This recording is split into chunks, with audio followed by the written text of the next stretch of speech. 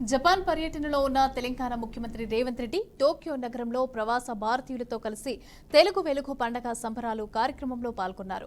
అక్కడి తెలుగు సమైక్య ఆతిథ్యంతో జరిగిన ఈ కార్యక్రమంలో ముఖ్య అతిథిగా హాజరైన సీఎం తెలంగాణ అభివృద్ధిపైన విశాల దృక్పథంతో మాట్లాడారు. తెలంగాణలో ఇప్పటి వరకు ఐటీ, ఫార్మా రంగాల్లో మంచి పురోగతి సాధించాం.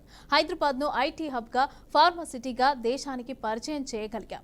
కానీ అది సాక్షాత్కారమయ్యే కేవలం తొలి అంకం మాత్రమే. ఇప్పుడు మేము పెట్టుబడులను ఆకర్షించాలనే దిశగా అడుగులు వేస్తున్నాం అంటూ సీఎం పేర్కొన్నారు. నేటికి ఇదే అంశానికి సంబంధించి పూర్తి అప్డేట్స్ మా ప్రతినిధి శ్రీనివాస్ అందిస్తారు. శ్రీనివాస్,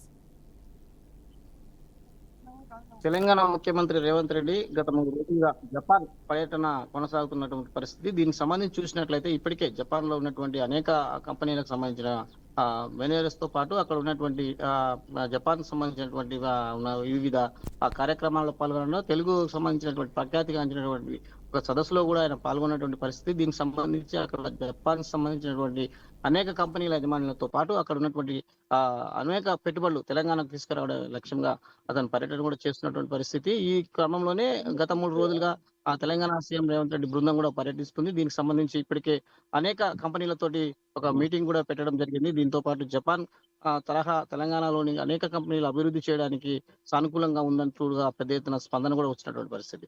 గతంలో కంటే ఈసారి జపాన్ నుంచి మనకు హైదరాబాద్ నగరం ఐటీ హబ్ లో ఉన్నటువంటి కాబట్టి దీనికి సంబంధించి ఇప్పటికే పూర్తి ఏర్పాట్లు చేసుకోవడానికి కూడా వాళ్ళు ఆల్రెడీ ఇక్కడికి బిల్డింగ్ రావడానికి జపాన్ సంబంధించిన కంపెనీలు అనేక కంపెనీలు ఒప్పందం కూర్చుకోవడానికి చర్చలు జరుగుతున్నటువంటి పరిస్థితి. దీనికి సంబంధించి చూసినట్లయితే రేవంత్ రెడ్డి గతంలో కూడా ఒకసారి పర్యటన ముగించుకున్న తర్వాత రెండోసారి జపాన్కి వెళ్ళడం, దీనికి సంబంధించి ఐటీకి సంబంధించినటువంటి అయితేనేమి తెలంగాణ సంబంధించినటువంటి హైదరాబాద్ భాగ్యనగరానికి సంబంధించినటువంటి అనేక కంపెనీలు రావడానికి విశాలమైనటువంటి అనేక ప్లేస్లు ఉన్నాయి. దీనికి సంబంధించి ఐటీ హబ్ కానీ విశాఖ సంబంధించినటువంటి ప్లేస్ల కంటే హైదరాబాద్ అనుగుణంగా ఉంది. దీనికి సంబంధించి జపాన్ కంపెనీలు ఇప్పటికే విదేశాల్లో ఉన్న దేశాల కంటే జపాన్ లో ఉన్నటువంటి తెలుగు వారికి కూడా ఒక స్పష్టత ఉంది. హైదరాబాద్ తెలంగాణ ప్రాంతానికి సంబంధించినటువంటి అనేక పెట్టుబడులు రావడానికి పెద్ద అనుకూలంగా ఉన్నటువంటి పరిస్థితి.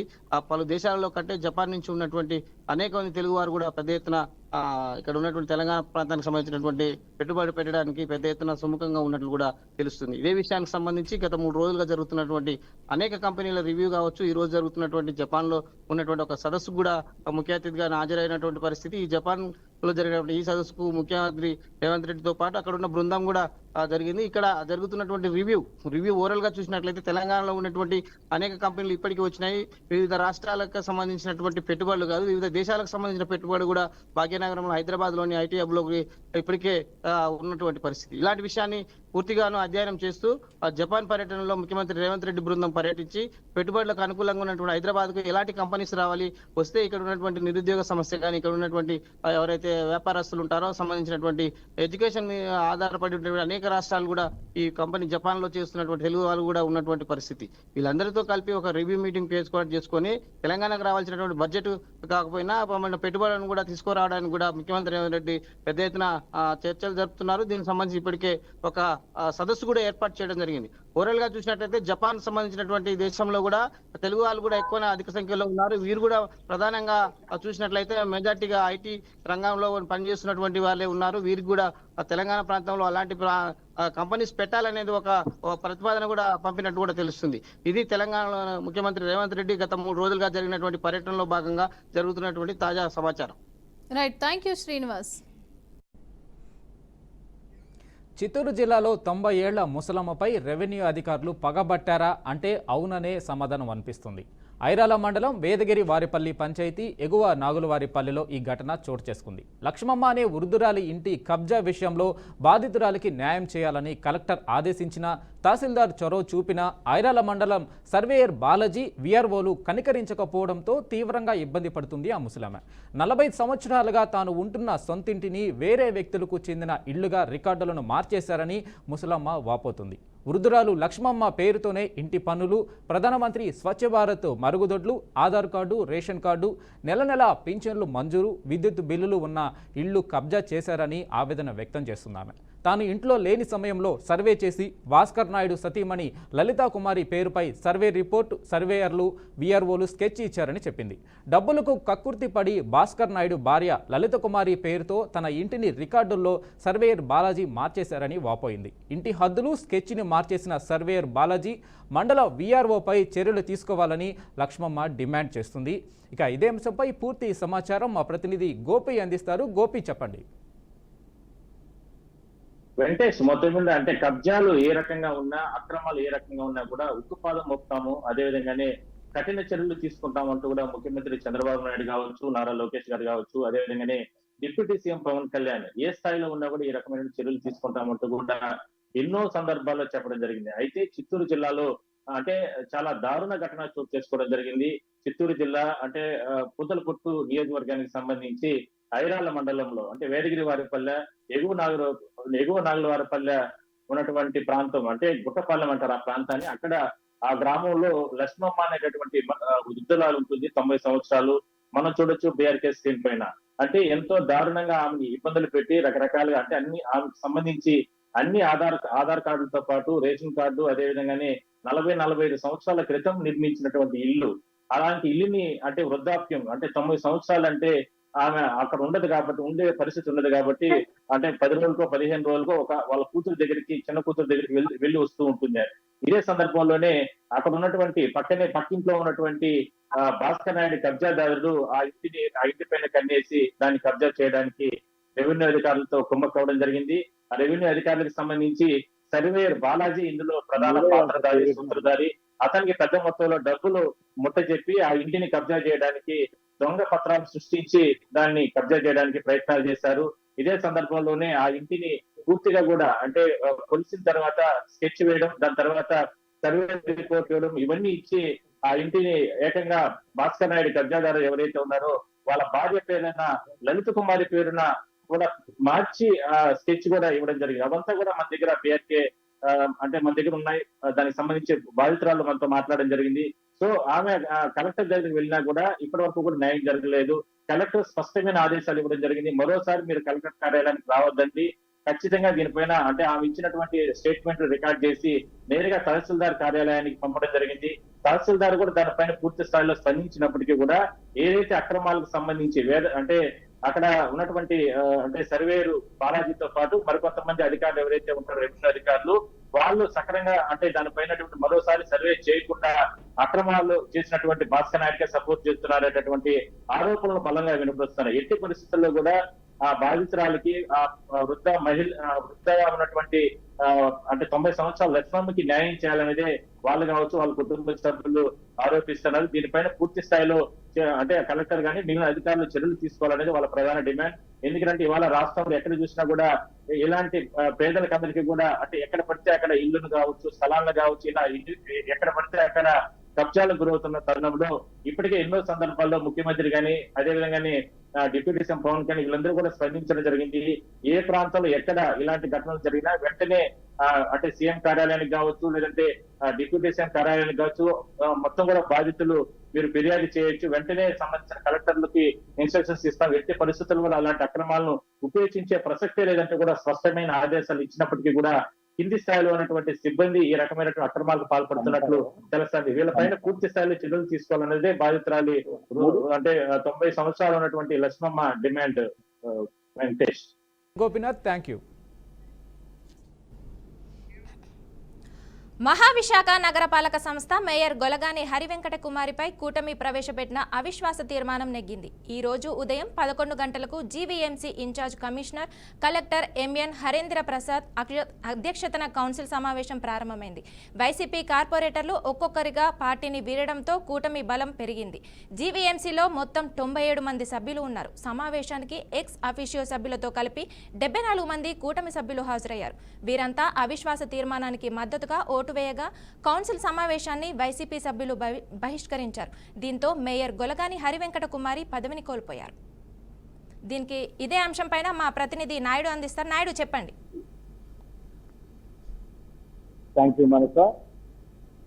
గత 2 నెలలుగా కొనసాగుతున్న ఉత్కంఠకు తెరపడినట్లయితే కనిపిస్తుంది. జీవీఎంసీ మేయర్ పై ఇటు కూటమి పార్టీలైనటువంటి జనసేన, బీజేపీ, తెలుగుదేశం ఈ మూడు కూడా ఇప్పటికీ ఎన్నో అస్త్రాలను సంధించినప్పటికీ కూడా గతంలో వైసీపీ అండ చూసుకొని ఆ వైసీపీ మేయర్ గా ఉన్నటువంటి గొలగాని హరివెంకట కుమార్ అయితే కనుక ఎన్నో అకృత్యాలు, అన్యాయాలు చేశారంటూ కూడా కూటమి పార్టీలన్నీ ఇప్పటికే కోడెక్కుసిన పరిస్థితి ఉంది. అయితే ఈ నేపథ్యంలో 4 సంవత్సరాలు పూర్తయితేనే తప్ప మేయర్కి అవిశ్వాసం పెట్టేందుకు అవకాశం లేకుండా ఉండేటువంటి జీవో ఉండడం నేపథ్యంలో మార్చి 19తో 4 వసంతాలు పూర్తి కావడంతో అయితే మాత్రం మేయర్పై అవిశ్వాసం పెట్టేందుకు గాను కూటమి పార్టీలు అయితే కనుక అప్పుడే ఆ లెటర్ కూడా ఇవ్వడం జరిగింది. గత నెల రోజులుగా జరిగినటువంటి హైడ్రామా అయితే నేటితో తెరపడినట్టుగా కనిపిస్తుంది. ఏది ఏమైనప్పటికీ కూటమి పార్టీలు అనుకున్నట్టుగానే మేయర్ పీఠాన్ని గొలగాని హరివెంకట కుమార్ ని దించడంతో ఈ రోజుగా అయితే సరిపడిన పరిస్థితి కనిపిస్తుంది. ఓవరాల్ గా చూసుకున్నట్టయితే కనుక జీవీఎంసీలో 98 స్థానాలు ఉన్నప్పటికీ ఒక స్థానానికి కార్పొరేటర్ గా ఉన్నటువంటి వంశీకృష్ణ శ్రీనివాస్ యాదవ్ ఎమ్మెల్యే కావడంతో ఆ స్థానం ఖాళీగా ఉంది. అంటే ఓవరాల్ గా 97 స్థానాలు ఉన్నాయి. అదేవిధంగా చూసుకున్నట్టయితే కనుక ఎక్స్ అఫీషియల్ సభ్యులతో కలిపి ఓవరాల్ గా ఒక 16 ఉన్న మొత్తం ఓవరాల్ గా చూసుకున్నట్టయితే కనుక వీటన్నింటినీ కలుపుకున్నప్పటికీ కూడా 74 స్థానాలకు 3 స్థానాలు కోటవేటు దూరంలో ఉన్నటువంటి కూటమి పార్టీలకు అయితే నిన్న వాళ్ళ నెత్తిన పాలు పోసే విధంగా అవంతి శ్రీనివాస్ కుమార్తె లక్ష్మీ ప్రియాంక రాజీనామా చేయడంతో అయితే మాత్రం కుటుంబ పార్టీలకు ఒక బలం వచ్చిన పరిస్థితి అయింది. ఓవరాల్ గా ఈ రోజు ఉదయం 11 గంటలకు ఏదైతే సమావేశాన్ని ఏర్పాటు చేశారో doctor M N Arvind Prasad in charge commissioner గా ఉన్నారు. ఆయన పార్టీలని మొత్తం సమావేశపరిచారు. సమావేశపరిచిన సందర్భంగా 74 స్థానాలకు కోరం పూర్తిగా ఉండడంతో అయితే మాత్రం సమావేశాన్ని ఓకే చేశారు. అదేవిధంగా ఓకే చేసిన వెంటనే సమావేశంలో 74 స్థానాలకు గాను మేయర్ అవిశ్వాసానికి పూర్తి స్థాయిలో మద్దతు తెలపడంతో అయితే మాత్రం మేయర్ తమ స్థానాన్ని కోల్పోవాల్సిన పరిస్థితి అయితే ఏర్పడింది. దీనికి సంబంధించి వైసీపీ సభ్యులు ఎవరు కూడా సమావేశానికి రాలేదు. కేవలం ఒక మేయర్ తప్ప ఇంకెవరు కూడా సమావేశానికి రాలేదు. ఈ నేపథ్యంలో ఓవరాల్ గా మొత్తం వైసీపీ సభ్యులందరూ కూడా దీన్ని బాయ్కట్ చేసిన పరిస్థితి ఉంది. అయినప్పటికీ కూడా పూర్తి స్థాయిలో 74 కూడా కోరం పూర్తిగా ఉండడంతో అయితే మేయర్ స్థానాన్ని దించడం జరిగింది. మేయర్ స్థానాన్ని దించేసి గతంలో మేయర్ గా ఉన్నప్పుడు ఏమేమి అకృత్యాలు చేశారు వాటిని అన్నింటినీ కూడా బయటికి తెస్తామంటూ కూడా కూటమి నేతలు చెప్తున్న పరిస్థితి ఉంది. ఇప్పటికే విశాఖ వ్యాప్తంగా అయితే సంబరాలు చెప్తున్న పరిస్థితి ఉంది. కూటమి నేతలందరూ కూడా జనసేన బీజేపీ టీడీపీ పూర్తి స్థాయిలో అయితే కనుక మద్దతుదారులందరూ కూడా ఇక్కడికి వచ్చి సంబరాలు చేస్తున్న బాణాసంచాలు కాల్స్తూ మిఠాయిలు కూడా పంచుకున్న పరిస్థితి అయితే ఉంది. స్థానిక ఎంపీ భరత్ కూడా మాట్లాడుతూ గత 4 సంవత్సరాలుగా okay right, thank you Naidu. TDP MLA Mylavaram నియోజకవర్గం శాసనసభ సభ్యుడు వసంత కృష్ణప్రసాద్ కు హైడ్రా షాక్ ఇచ్చింది. ఆయన నిర్మిస్తున్న ఓ భవనాన్ని హైడ్రా అధికారులు కూల్చివేశారు. ఈ నిర్మాణంపై స్థానికులు హైడ్రాకు ఫిర్యాదు చేశారు. ప్రభుత్వ స్థలాన్ని ఆక్రమించి నిర్మాణం చేస్తున్నారని పేర్కొన్నారు. అంతేకాదు కొండాపూర్ ఆర్టీఏ కార్యాలయ సమీపంలోని సర్వే నెంబర్ 79లో 39 ఎకరాల స్థల వివాదంలో ఉందని, ఇక దీనిలో ఎమ్మెల్యే వసంత నిర్మాణం చేస్తున్నారని హైడ్రాకు ఆధారాలతో సహా ఫిర్యాదు అందింది. దీంతో రంగంలోకి దిగిన అధికారులు స్థలం చుట్టూ ఏర్పాటు చేసిన ఫెన్సింగ్ ను తొలగించారు. ఇక షెడ్లను కూడా జేసీబీలతో తొలగించారు. రైట్, ఇదే అంశానికి సంబంధించి పూర్తి అప్డేట్స్ మా అవుట్పుట్ ఎడిటర్ వెంకట్ అందిస్తారు. వెంకట్, హైదరాబాద్లో హైడ్రా మరోసారి స్పీడ్ పెంచింది. అంటే రీసెంట్ టైమ్స్లో కొంత గ్యాప్ ఇచ్చినప్పుడు కూడా మరోసారి ఈరోజు మాత్రం కొంత దూకుడు ప్రదర్శించింది. కొన్ని ప్రాంతాల్లో హైడ్రా అక్రమ నిర్మాణాలు అంటూ గుర్తించి వాటిని కూల్చివేయడం జరిగింది. వీటిలో మైలవరం ఎమ్మెల్యే వసంత కృష్ణప్రసాద్ కూడా అతనికి సంబంధించిన ప్రాపర్టీని కూడా కూల్చివేయడం జరిగింది. అఫీస్పేటలో ఉన్నటువంటి సర్వే నెంబర్ 79లో ఉన్నటువంటి ఆల్మోస్ట్ 39 ఎకరాల స్థలంలో ఉన్నటువంటి ఆ నిర్మాణం ఏదైతే ఉందో, ఆయనకు సంబంధించిన నిర్మాణం ఉందో దాన్ని జేసీబీలతో సహాయంతో కూల్చివేయడం జరిగింది. అంటే ఆఫ్కోర్స్ ఆ 39 ఎకరాలకు సంబంధించి గతంలోనే కొంత ఒక 29 ఎకరాస్ దాకా అతను అంటే ఒక ఫ్లాట్లు కట్టి నిర్మాణం అంటే వేరే వాళ్ళకి ఇచ్చేసి ఫ్లాట్లు కట్టి అమ్మించారనేది ఒక ఎలిగేషన్. మిగతా ఏదైతే 39 ఎకరాల్లో మిగిలిపోయిన స్థలం ఏదైతే ఉందో దానికి మాత్రం అక్కడ మాత్రం కొంత ఒక ఫామ్ హౌస్ టైపు కట్టించుకొని చుట్టూ ఫెన్సింగ్ గోడలంతా ఏర్పాటు చేస్తున్నారు. వాటి అక్రమ నిర్మాణం అని గుర్తించి హైడ్రా అధికారులు ఈరోజు జేసీబీ సాయంతో కూర్చోవడం జరిగింది. బట్ మైలవరం ఎమ్మెల్యే వసంత కృష్ణప్రసాద్ ఆరోపణ మాత్రం భిన్నంగా ఉంది. 2005లోనే అర్బన్ సీలింగ్ యాక్ట్ కింద తాను ఒక సర్టిఫికేట్ తెచ్చుకున్నారని, దాని తర్వాత అప్పటి రంగారెడ్డి జిల్లా కలెక్టర్ కూడా దాన్ని అప్రూవ్ చేశారని, ఎట్టి పరిస్థితులు ఇది అక్రమ నిర్మాణం కాదని ఆయన బలంగా చెప్తున్నారు. అన్యాయంగా అక్రమంగా ఇప్పుడు 22 ఏళ్ళుగా ఉంటున్నటువంటి ఆ ప్రాంతం ఏదైతే ఉందో ఆ నివాసం కావచ్చు, లేదంటేనో అతను ఉన్నటువంటి ఫెన్సింగ్ అతను ఏర్పాటు చేసుకున్నటువంటి స్థలం కావచ్చు, అన్యాయంగా కూల్చివేశారు అని ఆయన చాలా బలంగా చెప్తున్నారు. ఈవెన్ హైడ్రా కమిషనర్ రంగనాథన్ కూడా కలిసి చాలా స్పష్టంగా దానికి సంబంధించిన అంటే స్థలానికి సంబంధించినటువంటి ఆధారాలు డాక్యుమెంట్స్ ఎప్పుడు కొనుగోలు చేస్తారో ఆ తర్వాత ఎటువంటి పరిస్థితుల్లో వాటిని అభివృద్ధి చేయాల్సి వచ్చింది, నిర్మాణాలు ఏ విధంగా జరిగాయి, ఇవన్నీ కూడా పూర్తి ఆధారాలతో సహా ఇచ్చినప్పటికి కూడా తన నిర్మాణాలను కూల్చివేశారని వసంత కృష్ణప్రసాద్ చాలా ఆవేదన వ్యక్తం చేశారు. బట్ ఈ విషయాన్ని జపాన్ టూర్లో ఉన్నటువంటి రేవంత్ రెడ్డి వచ్చిన తర్వాత ముఖ్యమంత్రి హైదరాబాద్కి వచ్చిన తర్వాత ఆయన దృష్టి కూడా తీసుకెళ్తారని చెప్పి ఖచ్చితంగా బాధ్యులైన అధికారులపై చర్యలు తీసుకుంటారని ఆయన వసంత కృష్ణ చెప్తూ ఉన్నారు. బట్ ఆయన పదే చెప్తున్న పరిస్థితి ఏంటంటే ఇంత క్లియర్గా మనకి నో అబ్జెక్షన్ సర్టిఫికేట్ తెచ్చుకున్నాము, అర్బన్ ఏదైతే అప్పటి ప్రభుత్వం పెట్టినటువంటి అర్బన్ సీలింగ్ యాక్ట్ కింద పూర్తిగా సర్టిఫికేట్ కూడా తీసుకొచ్చాం, ఇవన్నీ ఇంత పూర్తి క్లియర్ కట్గా ఆధారాలు ఉన్నప్పటికి కూడా అక్రమ నిర్మాణం అంటే ఒక ముద్ర వేసి ఈ విధంగా ఎలా కూల్చివేస్తారు అని ఆయన ప్రశ్నిస్తున్నారు. బట్ దీనికి ఈ కూల్చివేతకి అక్కడ ఉన్నటువంటి స్థానికులు ఇచ్చినటువంటి ఫిర్యాదే ప్రధానంగా బేస్ చేసినట్టు అర్థమవుతుంది. హైడ్రా కమిషనర్కి స్థానికులు ఎవరైతే ఉన్నారో ఇదంతా కూడా వసంత హౌసింగ్ సొసైటీ అన్నట్టుగా ఒక పేరు పెట్టేసుకొని ఆక్యుపై చేసి అంటే గవర్నమెంట్ ల్యాండ్ ఆక్యుపై చేసే విధంగా బిల్డింగ్ నిర్మించారు, ఇది అక్రమ నిర్మాణం అంటూ స్థానికులు ఫిర్యాదు చేసిన నేపథ్యంలోనే హైడ్రా ముందుకెళ్లి చర్యలు తీసుకున్నట్టుగా అర్థమవుతుంది. బట్ ఈ అంశాన్ని అంత ఈజీగా వదిలిపెట్టడం ఖచ్చితంగా ప్రభుత్వం దృష్టికి తీసుకెళ్లి తన వాదన వినిపిస్తారని మైలవరం ఎమ్మెల్యే వసంత కృష్ణప్రసాద్ చెప్తున్న పరిస్థితి. Right, thank you Venkat. మద్యం కుంభకోణం కేసులో వైకాపా ఎంపీ మిథున్ రెడ్డిపై సిట్ అధికారుల విచారణ ముగిసింది. ఇవాళ ఉదయం విజయవాడలోని సిట్ కార్యాలయానికి చేరుకున్న ఆయన్ని అధికారుల బృందం ప్రశ్నించింది. విజయసాయిరెడ్డి ఇంట్లో 2 దఫాలుగా జరిగిన చర్చలపై ఆయన ప్రశ్నించినట్లు తెలుస్తుంది. మధ్యాహ్నం స్వల్ప భోజన విరామం అనంతరం అధికారులు మళ్లీ విచారణ కొనసాగించారు. హైకోర్టు ఆదేశాల మేరకు న్యాయవాది సమక్షంలో మిథున్ రెడ్డిని సిట్ చీఫ్ రాజశేఖర్ బాబు నేతృత్వంలోని బృందం ప్రశ్నించింది. ఇక ఇదే అంశానికి సంబంధించి మా బ్యూరో చీఫ్ సాంబశివరావు మరింత సమాచారం అందిస్తారు. సాంబశివరావు చెప్పండి. వెంకటేష్, ముఖ్యంగా చూసుకోవచ్చు గత ప్రభుత్వంలో ఏపీ లిక్కర్ స్కామ్ జరిగిన విషయంలో ఇప్పటికే సిట్ అధికారులు మాత్రం పూర్తి స్థాయిలో ఈ కేసుని వేగవంతం చేశారని చెప్పుకోవాలి. ఎందుకంటే ఇప్పటికే కసిరెడ్డి దీంట్లో ప్రధాన నిందితుడిగా ఉన్నటువంటి కసిరెడ్డి రాజశేఖర రెడ్డి కూడా గత పలుమార్లు కూడా నోటీసులు పంపించినప్పటికీ ఇప్పటికీ అతను హాజరు కాని పరిస్థితి ఉంది. ఈ రోజు ఒక వాయిస్ మెసేజ్ కూడా ఆయన పంపించిన ఒక మెసేజ్ కూడా జారీ చేయడం జరిగింది. అదేవిధంగా అతను ఎవరైతే సాక్ష్యంగా దీనికి ప్రధాన కారకులు కసిరెడ్డి రాజశేఖర రెడ్డి అని చెప్పేసి ఎవరైతే సాక్ష్యంగా చెప్పినటువంటి విజయసాయి రెడ్డిని కూడా నిన్న సిట్ అధికారులు అయితే విచారించడం జరిగింది. సిట్ అధికారులు విచారించిన తర్వాత ఆయన పూర్తిస్థాయిలో కూడా చాలా విషయాలు వెల్లడించారు. ఎందుకంటే గత ప్రభుత్వంలో కసిరెడ్డి రాజశేఖర రెడ్డికి నేను 100 కోట్ల రూపాయలు గతంలో ఒక అప్పుగా ఇప్పించాను, దానికి సంబంధించి కొన్ని మద్యానికి సంబంధించినటువంటి చాలా కూడా అతనే ఈ కొన్ని సిండికేట్లుగా ఏర్పాటు చేసి అతనే ఈ మధ్యంలో కీలక పాత్ర పోషించారని చెప్పేసి కూడా విజయసాయి రెడ్డి చెప్పడం జరిగింది. అయితే ఆ రోజు పార్టీలో ఇట్లాంటి వాళ్ళ వల్ల పార్టీ కూడా నష్టపోయిందని కూడా చెప్పడం. అయితే ఈ రోజు మిథున్ రెడ్డి కూడా నోటీసులు జారీ చేశారు సిట్ అధికారులు. మిథున్ రెడ్డిని సుమారుగా 8 గంటలకు, ఎందుకంటే దీంట్లో కీలక పాత్ర పోషించిన వాళ్ళు మిథున్ రెడ్డి కూడా ఉన్నట్లుగా ఇప్పటికే ప్రభుత్వం గుర్తించినటువంటి నేపథ్యంలో అసలు మిథున్ రెడ్డి పాత్ర ఏంటి, అసలు ఈ యొక్క ఏపీ లిక్కర్ స్కామ్ లో మిథున్ రెడ్డి పాత్ర ఏంటి, మిథున్ రెడ్డి ఎంతవరకు ఇందులో పాల్గొన్నారు, అసలు ఏంటి అనే దానిపై కూడా ఈ రోజు నోటీసులు పంపించి సుమారుగా 8 గంటల పాటు ఆయన విచారించినట్టుగా తెలుస్తా ఉంది. విచారణలో పూర్తి స్థాయిలో కూడా కొన్ని అంశాలు అయితే బయటకు వచ్చినట్లుగా తెలుస్తా ఉంది. ఆ అంశాలన్నీ కూడా ఇంకా వెల్లడించాల్సిన అవసరం అయితే ఉంది. మిథున్ రెడ్డి ఇంకెప్పుడు అంటే దీనికి సంబంధించి అసలు ఈ ట్రాన్సాక్షన్స్ ఎట్లా నడిచాయి, అదేవిధంగా కొత్త లిక్కర్ స్కామ్ లో వీళ్ళు కొత్త బ్రాండ్ కూడా క్రియేట్ చేశారు, జే బ్రాండ్ అని, ఇతర బ్రాండ్ అని ఏపీకి సంబంధించినటువంటి బ్రాండ్లు క్రియేట్ చేసి కూడా వాళ్ళు కోట్ల రూపాయలు స్కామ్ చేశారు. ఈ స్కామ్ లో ఎంతవరకు ఈ కసిరెడ్డి రాజశేఖర రెడ్డి పాత్ర ఏంటి, అసలు విజయసాయికి చెప్పినటువంటి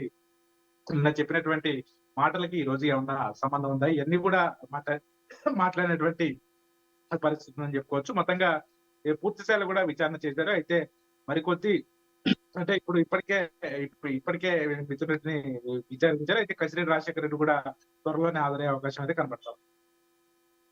సాంబశివరావు, థ్యాంక్ యూ.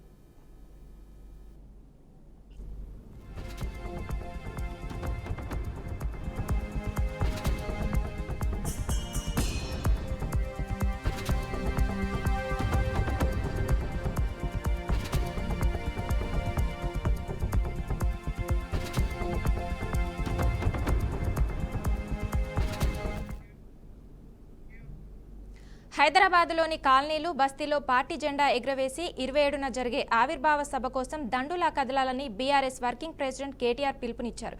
ఈ నెల 27న వరంగల్ జిల్లా ఎలకతుర్తిలో జరిగే బీఆర్ఎస్ ఆవిర్భావ సభ తెలంగాణ ప్రజల ఇంటి పండుగ అని అన్నారు. గ్రేటర్ హైదరాబాద్ నేతలు కార్యకర్తలతో తెలంగాణ భవన్లో జరిగిన బీఆర్ఎస్ రజతోత్సవ మహాసభ సన్నాహక సమావేశంలో కేటీఆర్ పాల్గొన్నారు. ఇక ఇదే అంశంపై మరింత సమాచారం మా ప్రతినిధి భాస్కర్ అందిస్తారు. భాస్కర్, చెప్పండి. మనస ఏదైతుందో ఈ నెల 27న జరిగే టీఆర్ఎస్ సంబంధించిన రైతోత్సవ సభకు దానిలో భాగంగానే ఇవాళ టీఆర్ఎస్ తెలంగాణ భవన్లో కీలక సమావేశం ఏర్పాటు చేశారు కేటీఆర్. అయితే ఈ నెల 27 జరుగుతున్న సభకు పెద్ద మొత్తంలో తెలంగాణ రాష్ట్ర వ్యాప్తంగా ప్రజలు లక్షలాది మంది తరలి రావాలి, సభను విజయవంతం చేయాలని చెప్పి ఇప్పటికే టీఆర్ఎస్ నేతలంతా కూడా ఒక ఉత్సాహంతో ఒక పండుగ వాతావరణంలో అంతా ఏర్పాటు చేసిన పరిస్థితి.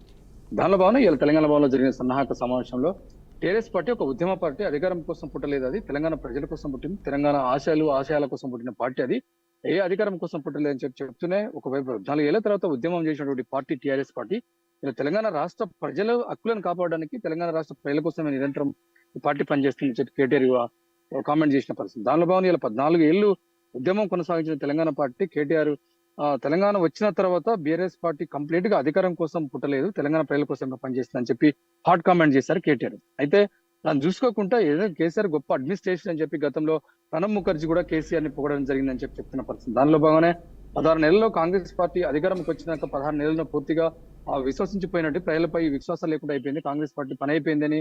ఎందుకంటే ఇలా పనికిరాని ముఖ్యమంత్రి, పనికిరాని ప్రభుత్వం ఇలా తెలంగాణ రాష్ట్రంలో అధికారంకి వచ్చింది, ఎవరికి కూడా న్యాయం జరగకుండా ఇలా సంక్షేమ పథకాలు కావచ్చు అన్ని రకాలుగా ఇబ్బంది పెడుతున్నటువంటి కాంగ్రెస్ పార్టీని తప్పకుండా ప్రజలు మళ్ళీ అధికారం నుంచి కోల్పోయే దిశగా ప్రజలు ఇలా ఆలోచన చేస్తారని చెప్పడం జరిగింది.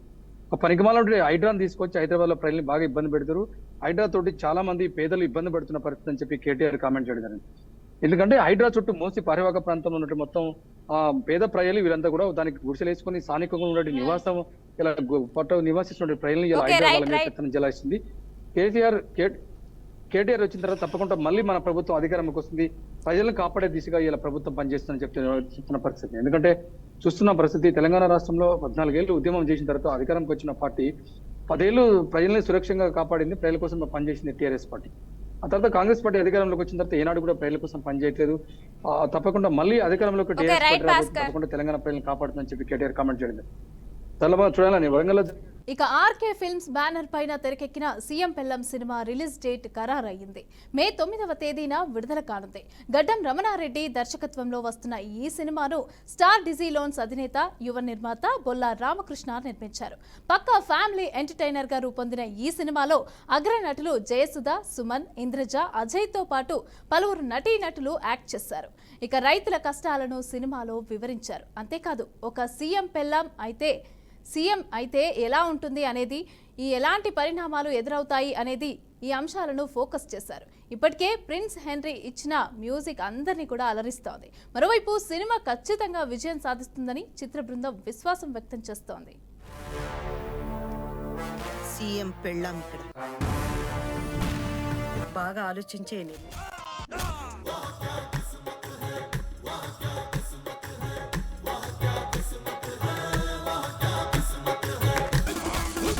సీఎం గా సపోర్ట్ చేస్తున్న స్టాంప్ల తలోంచి సంతకాలు పెట్టాలంటే నా వల్ల కావట్లేదు మేడం. మీ పేరు స్కామ్లలో, స్పైకామ్లలో అస్సలు ఉండకూడదు. నాతో కలిసి ప్రజల సంక్షేమం కోసం రావాలనుకునే వాళ్ళు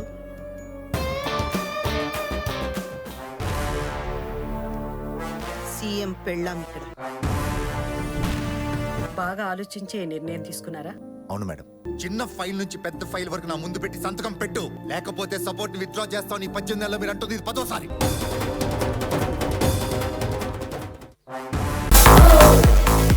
గవర్నమెంట్ కొత్త రూల్స్ పెట్టింది. 18 ఇయర్స్ కి ముందు సిగరెట్ అలవాటు ఉంటే 21 ఇయర్స్ కి ముందు ఆల్కహాల్ అలవాటున్నట్లు రిపోర్ట్స్ లో బయటపడింది. మీరు ఐఏఎస్, ఐపీఎస్, ఎంబీబీఎస్ లాంటి ఉన్నత చదువులు చదవడానికి అనర్హులు. మీ పేరు స్కామ్లలో, స్పైకామ్లలో అస్సలు ఉండకూడదు. నాతో కలిసి ప్రజల సంక్షేమం కోసం రావాలనుకునే వాళ్ళు